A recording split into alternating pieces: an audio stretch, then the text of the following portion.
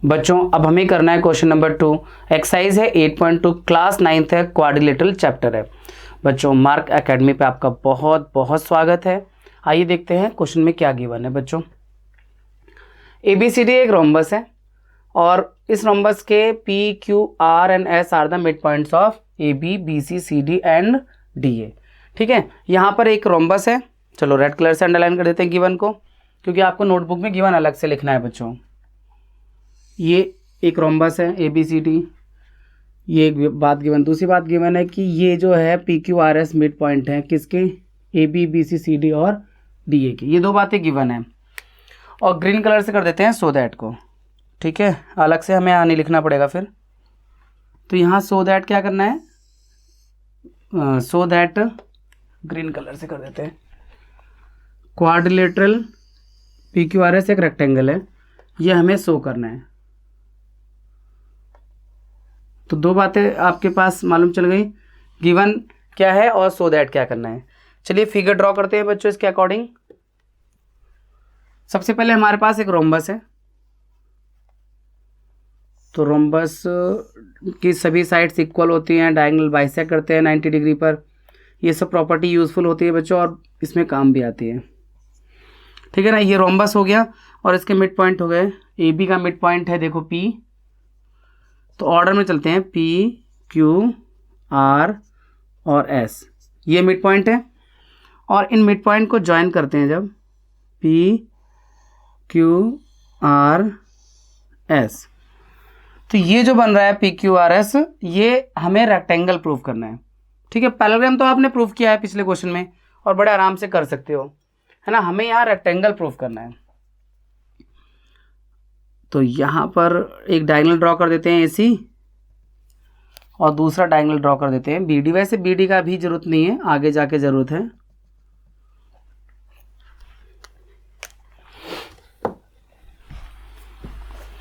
देखो बच्चों हमारे पास में गिवन बता दिया सो दैट की रेक्टेंगल प्रूफ करना है गिवन में।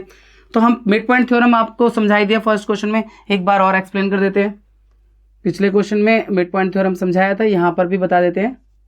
ABCD अगर एक ट्राइंगल है बच्चों और अगर AB का मिड पॉइंट है P और AC का मिड पॉइंट हो Q, तो ये जो मिड पॉइंट को ज्वाइन करने वाले जो लाइन सेगमेंट होता है वो थर्ड साइड के पैरेलल भी होता है और उसका हाफ भी होता है। यानी ये इसका मिड पॉइंट इस तरह से दिखा दें हम, इफ, है ना, if P is mid point of AB and Q is mid point of AC, then PQ parallel to BC and PQ half of BC। तो ये बच्चों काफ़ी इंपॉर्टेंट हो जाता है कि जो PQ है BC के पैरेलल भी होगा और PQ BC के हाफ भी होगा मिड पॉइंट थ्योरम से। तो ये आपको मालूम होना चाहिए इस क्वेश्चन के लिए। तो यहाँ पे हम ट्राइंगल ADC में लगाते हैं पहले mid point theorem. In triangle ADC using mid point theorem, mid point theorem. ठीक है, थ्योरम आपके बुक में, टेक्स्ट बुक में 8.9 है NCERT टेक्स्ट बुक में। तो ये जो SR है ये पैरेलल होगा AC के and SR half of AC भी होगा मिड पॉइंट थ्योरम से। इसी तरह इन ट्राइंगल ABC में, in triangle ABC using mid point theorem, using mid point theorem. अब मिड पॉइंट थ्योरम के अकॉर्डिंग ये जो PQ है भाई, क्यों AB का मिड पॉइंट P है और BC का Q है, तो ये जो लाइन सेगमेंट ज्वाइन हो रही है PQ वो AC के पैरेलल भी होगी, AC का हाफ भी होगी। तो हम यहाँ लिख सकते हैं PQ parallel to AC and PQ is half of AC, equation 2। तो फ्रॉम 1 एंड 2, फ्रॉम 1 एंड 2, 1 और 2 से क्या होगा बच्चों, इक्वेशन 1 और 2 से ये SR PQ के पैरेलल हो जाएगा, SR parallel to PQ and SR equal to PQ। दोनों एक ही लाइन के पैरेलल हैं इसलिए आपस में पैरेलल होंगे। दोनों एक ही लाइन के हाफ है इसलिए आपस में इक्वल होंगे, इसलिए पी क्यू आर एस बन गया पैरेललोग्राम, इसलिए P Q R S is a parallelogram. Reason लिख देंगे, opposite sides are parallel and equal, a pair of opposite sides are parallel and equal, इसलिए पैरेललोग्राम बन गया बच्चों ये। ठीक है, पी क्यू आर एस तो पैरेललोग्राम बन गया। अब हमें पी क्यू आर एस को रेक्टेंगल प्रूव करना है।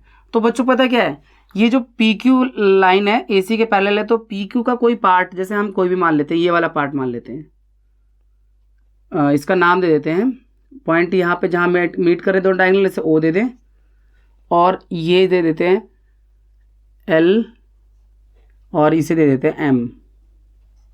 ठीक है, तो ये ओ एम जो होगा पी एल के पैरेलल होगा, O M parallel to P L.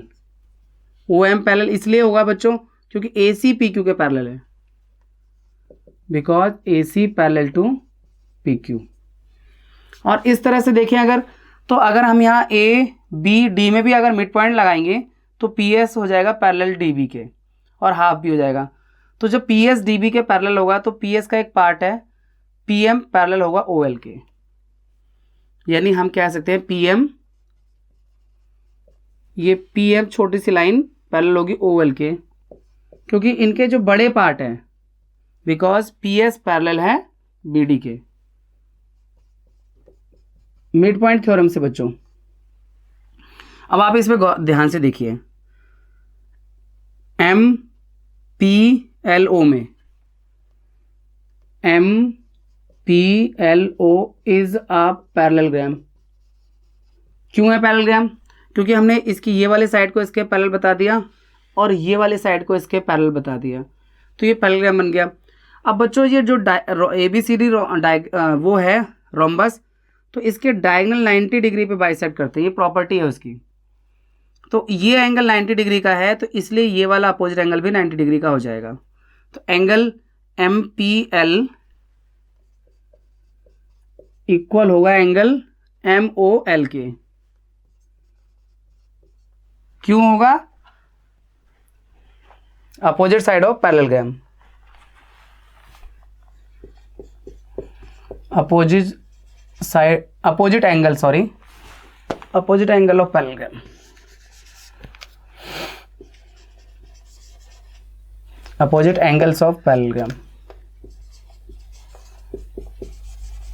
और ये जो एंगल एम ओ एल है, एम ओ एल, ये 90 डिग्री होगा, तो angle M P L is equal to 90 degree.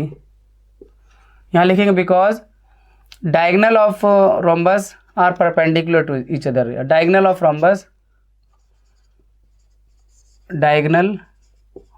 Rhombus bisect each other at right angle, bisect each other at 90 degree या right angle.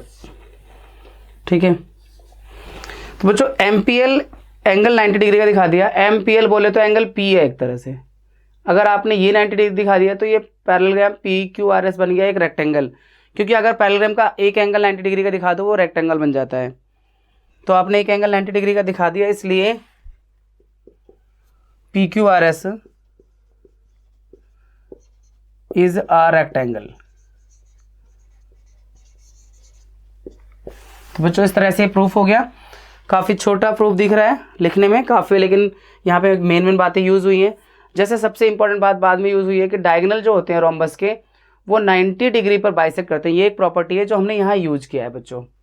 ठीक है बच्चों, चलिए मिलते हैं आपसे क्वेश्चन नंबर 3 में।